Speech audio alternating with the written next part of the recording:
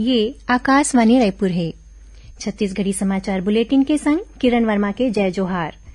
अब सुनाओ आज के प्रमुख समाचार। प्रदेश में बेमौसम बारिश होए ले जनजीवन अस्त व्यस्त। मुख्यमंत्री ह जिला कलेक्टर मन ल फसल अउ घर मन ल होए नुकसान के आकलन करे के दी निर्देश। छत्तीसगढ़ माध्यमिक शिक्षा मंडल ह 10वीं अउ 12वीं मुख्य परीक्षा के समय सारणी करिस घोषित। 10वीं के परीक्षा 3 मार्च अउ 12वीं के परीक्षा 2 मार्च ले होही शुरू अउ प्रधानमंत्री ह 1 जनवरी के प्रधानमंत्री किसान सम्मान निधि योजना के अंतर्गत वित्तीय लाभ के 10वां किस्त जारी करही। अब समाचार विस्तार ले। प्रदेश में बेमौसम बारिश होए ले जनजीवन अस्त व्यस्त हो गए है। काली संझा ले प्रदेश के रायपुर, दुर्ग, कवर्धा, सरगुजा, जांजगीर चांपा, बिलासपुर, गरियाबंद, धमतरी जिला समेत अधिकांश इलाका मन में तेज हवा के संग वर्षा होइस। उन्हें कई जिला मन में ओला गिरे के समाचार घलो मिले है। आज राजधानी संग प्रदेश के कई जिला मन में जम के वर्षा होइस।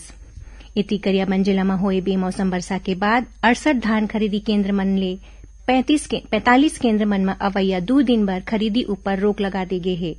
ओती रायगढ़ जिला के बरमकेला सरिया इलाका में बारिश के कारण जनजीवन अस्त व्यस्त हो गए है। एकर अलावा बिजली सप्लाई घलो प्रभावित होए है।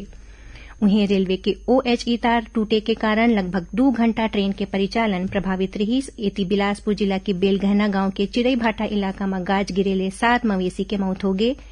ओती धमतरी में पाछू रतिहा जम के बारिश हुई, जेखर ले कई निचला इलाका में पानी भर गे। उन्हें कई ठीन धान खरीदी केंद्र मन में धान भीगे के खलो खबर है। बेमौसम बारिश ले सब्जी के अलावा दलहन, तिलहन और चना के फसल प्रभावित हुए है।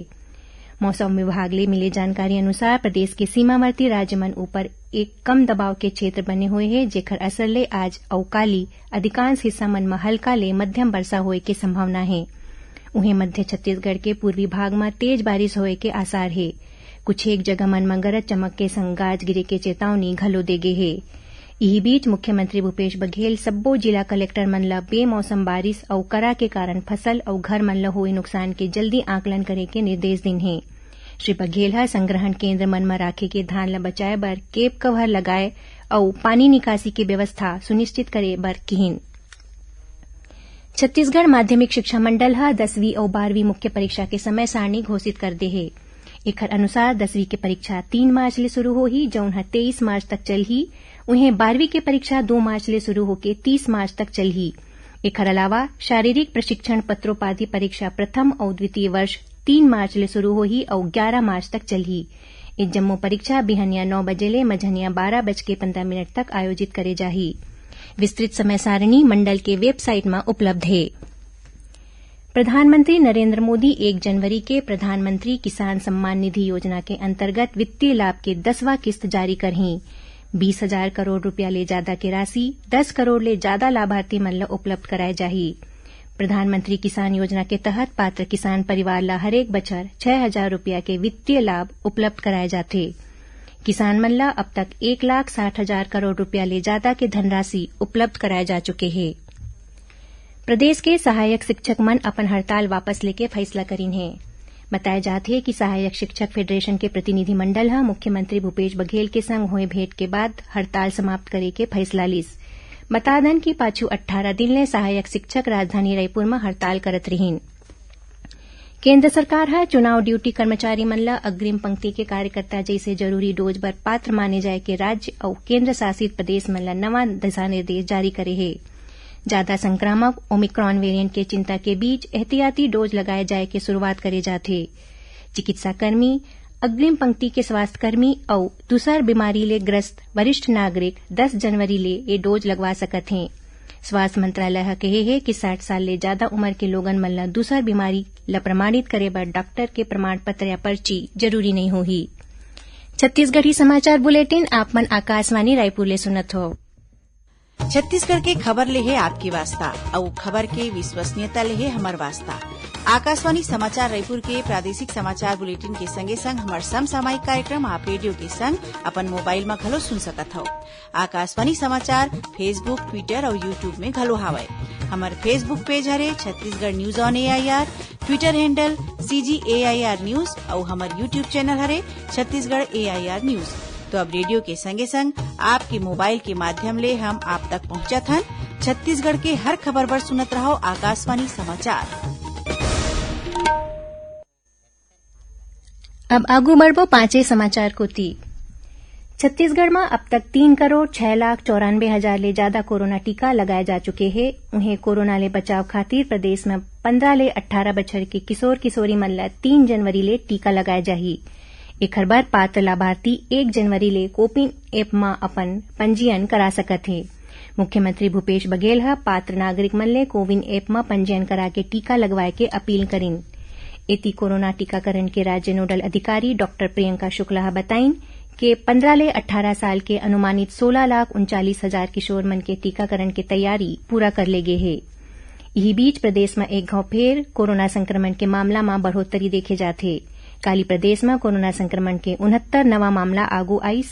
काली रायपुर में 13 नवा संक्रमित मरीज मन के पहचान करे गिस। मुख्यमंत्री भूपेश बघेल ह सड़क हादसा में घायल सुकमा के बाल गायक सहदेव दिरदोला बेहतर चिकित्सा उपलब्धता कराए के निर्देश दिन है। ओमन फोन के जरिया सहदेव के स्वास्थ्य के जानकारी घलोक लीन। यही बीच सहदेव ला बेहतर इलाज खातिर रायपुर लाए के तैयारी करे जाथे। बता दन के सहदेव दिरदो सबरीनगर में सड़क दुर्घटना में घायल हो गए, जेकर बाद ओमन ला उपचार बर जगदलपुर में भर्ती कराए गए है। भारतीय जनता युवा मोर्चा के राष्ट्रीय प्रभारी आलोक डंगा सकीहीन है कि कार्यकर्ता मन ला स्वामी विवेकानंद के आदर्श में चले के संकल्प के संग युवा मन के बीच जाना चाहिए।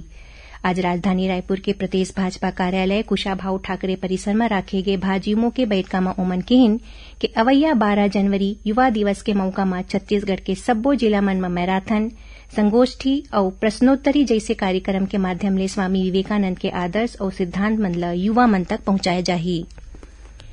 प्रदेश में होवैया त्रिस्तरीय पंचायत के आम और उपचुनाव बर काली लेख नामांकन पत्र जमा करे के प्रक्रिया शुरू हो गए है। नामांकन की ये प्रक्रिया 3 जनवरी तक चलही। नामांकन पत्र के जांच 4 जनवरी के करे जाही। उन्हें 6 जनवरी तक नाम वापस ले जा सकी। यही बीच दुर्ग जिला में पंचायत उपचुनाव संपन्न होए तक अधिकारी कर्मचारी मन के अवकाश में प्रतिबंध लगा दे गए है। संगे संग आदर्श आचार संहिता घलो लागू हो गए है। बता दन के जिला के जनपद पंचायत दुर्ग, पाटन और धंधा में सरपंच और पंच के चुनाव होना है। आजादी के अमृत महोत्सव के तहत प्रदेश में ए दिन में आने कार्यक्रम राखे जाते। यही कड़ी में कोरिया जिला में आज ले 31 दिसंबर तक तिरंगा यात्रा, मशाल रैली, सांस्कृतिक कार्यक्रम, कवि सम्मेलन और विचार गोष्ठी जैसे कार्यक्रम आयोजित करे जाही। उती कोंडागांव जिला में आज अखिल भारतीय कवि सम्मेलन के आयोजन करे जाते। इस सम्मेलन में आने राज्य ले आए प्रतिष्ठित कवि अपन रचना मन के पाठ करही। दंतेवाड़ा जिला में लोन वर्राटू अभियान ले प्रभावित होके 2 इनामी माओवादी मन पुलिस के सामने आत्मसमर्पण करे है। मिले जानकारी अनुसार नहाड़ी इलाका में सक्रिय माओवादी मन ऊपर 1-1 लाख रुपया के इनाम घोषित रहीस। बता दन कि लोन वर्राटू अभियान के तहत अब तक 121 इनामी समेत 477 माओवादी आत्मसमर्पण कर चुके हैं। आखिर में प्रमुख समाचार एक घाव फेर। प्रदेश में बेमौसम बारिश होए जनजीवन अस्त व्यस्त। मुख्यमंत्री ह जिला कलेक्टर मन ला फसल और घर मन ला हुए नुकसान के आकलन करे के दी निर्देश। छत्तीसगढ़ माध्यमिक शिक्षा मंडल ह 10वीं और 12वीं मुख्य परीक्षा के समय सारणी करिस घोषित। 10वीं के परीक्षा 3 मार्च और 12वीं के परीक्षा 2 मार्च ले होही शुरू। और प्रधानमंत्री ह 1 जनवरी के प्रधानमंत्री किसान सम्मान निधि योजना के अंतर्गत वित्तीय लाभ के 10वां किस्त जारी करही। एकरे संग छत्तीसगढ़ी समाचार बुलेटिन इहें सिरावत है। जय जोहार।